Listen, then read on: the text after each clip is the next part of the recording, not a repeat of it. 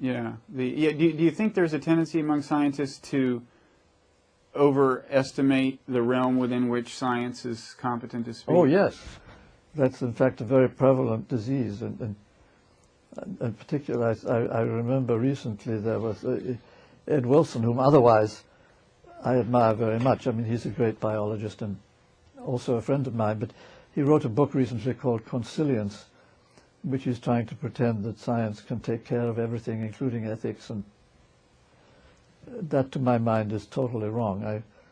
So I wrote a review of this book, in which I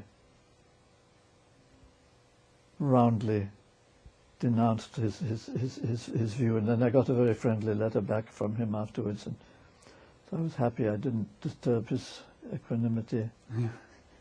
Okay, let's talk a little about the kind of some of your more science fiction-y musings. What are these Dyson spheres or Dyson shells that I've heard about? Well, it was really a joke which has been completely misunderstood. But anyway, no. What really happened was 40 years ago, I published a one-page note in the journal Science, which was called "Search for Artificial Sources of Infrared Radiation." And the idea was that you might have intelligent people in the sky, or intelligent creatures, who were actually pursuing a vigorous life but weren't interested in communicating.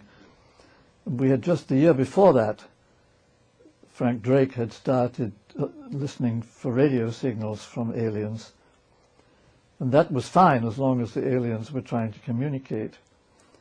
But it occurred to me that you might want to detect aliens even if they weren't communicating. And there was a way to do it, and that would be to look for infrared radiation, which is essentially waste heat.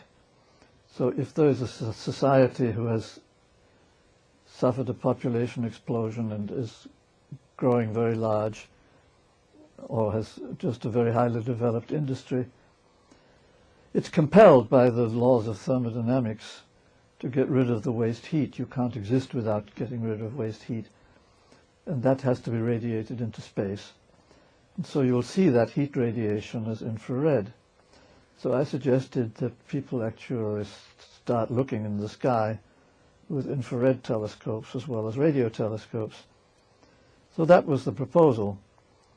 But unfortunately, I added to the end of that the remark that what we're looking for is an artificial biosphere, meaning by a biosphere just a habitat, that something that could be in orbit around a neighboring star where the aliens might be living. And so the word biosphere didn't imply any particular shape. And however, the science fiction writers then got hold of this and imagined that biosphere means a sphere, and that it has to be some big round ball. And so out of that there came these weird notions which ended up on Star Trek. And oh, yeah. Yeah, in fact, just based on secondary accounts, I had imagined some giant sphere whose function was to capture all of the energy of the sun so that none would go to waste.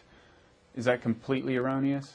Well, except it shouldn't be a sphere, of course. Right. It should have been, but I imagined, in fact, a swarm of objects surrounding a star. I mean, that would be the way to use all the starlight.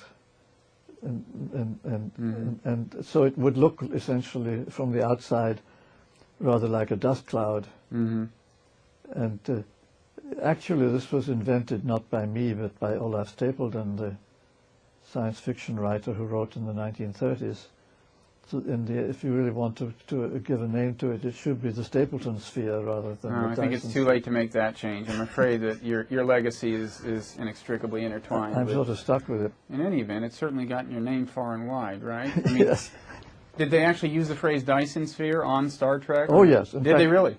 One of my daughters sent me a tape of that program afterwards, and so I watched it. Oh, yes, it's very clearly labeled, and actually, it was sort of fun to watch it, but I mean, it's all nonsense. But it's quite a good piece of cinema. So, in general, the amount of publicity your ideas get seems inversely proportional to how seriously you intended them. Oh yes, But I suppose that's true of most of us. I have no data bearing on myself so far, but